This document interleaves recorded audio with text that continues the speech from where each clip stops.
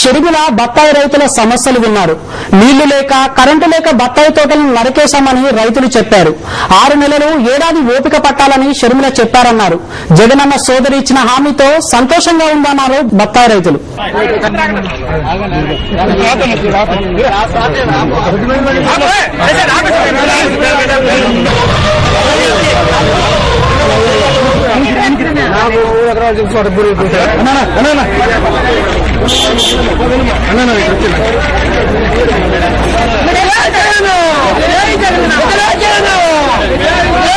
నల్గొండ నియోజకవర్గం గౌరారంలో షర్మిల పాదయాత్ర చేస్తున్నారు.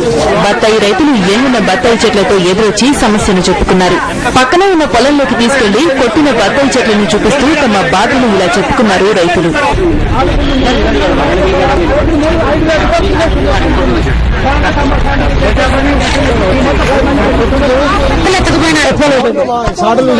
మార్గం నాన్నగారు మాకు పూర్తి చేస్తే సస్యశ్యామలం అయిపోయింది.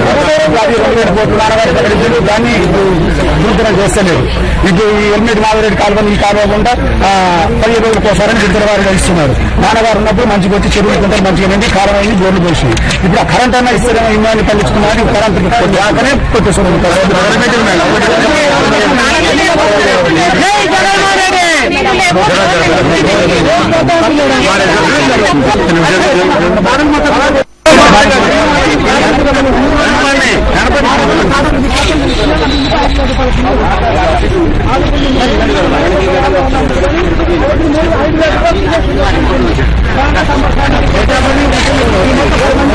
షర్మిల తమ బాధలు ఓపికగా విన్నారని రైతులు చెప్పారు. ప్రాణాలు తీసుకోవద్దని చెప్పారని తెలిపారు. తోట ఎండిపోయి నీళ్ళు లేక కొట్టేసావు, తల్లి పెడుతున్నావు. ఖర్చులు 5 లక్షలు ఖర్చు వచ్చేసారు. బోర్ నీళ్ళు లేక కరెంటు సార్లు దిక్కపోతురు. నీళ్ళు లేక పరిస్థితి సారు. ఈ 5 సంవత్సరాలు సార్ 6 సంవత్సరాలు కాపు వచ్చేసారు. పలత నీళ్ళు వచ్చినాయి. ఈ సంవత్సరం కొట్టేసారు సార్ నీళ్ళు లేకనే. ఆ కరెంటు వాళ్ళు సాటలు బిక్కపోయారు. కట్టలేక నెలలో అయింది.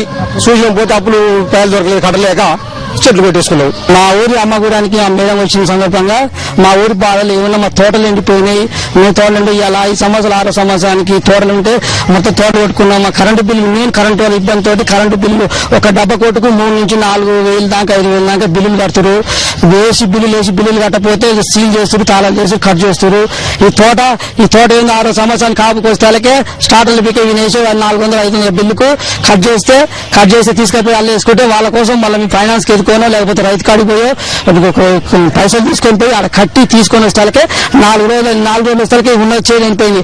ఈ చేను మళ్ళీ పునరుద్ధరిస్తే మళ్ళా పెట్టి తెస్తాలకే ఏం చేస్తే మాకు మేడం గారు మళ్ళీ జగనన్న రాజు వస్తాయి, మీకు ఏం బాధపడద్దు, ధైర్యంగా ఉండండి, మీరు మళ్ళీ ఈ కొట్టేసుడు ఈటేసుడు బాధ లేకుండా ఆత్మహత్య చేసుకోకలేదు, మన కాలం మళ్ళీ రాజశేఖర రెడ్డి కాలం వస్తుంది, మీరు ధైర్యంగా ఉండని చెప్పి మాకు ఇచ్చిన వల్ల మేమే సంతోషిస్తున్నామని నేను తెలియజేస్తున్నాను. జగనన్న సీఎం అయితే ఉచిత కరెంట్ ఇవ్వడంతో పాటు నీళ్లు తెప్పించే బాధ్యతను తీసుకుంటారని షర్మిల చెప్పారు.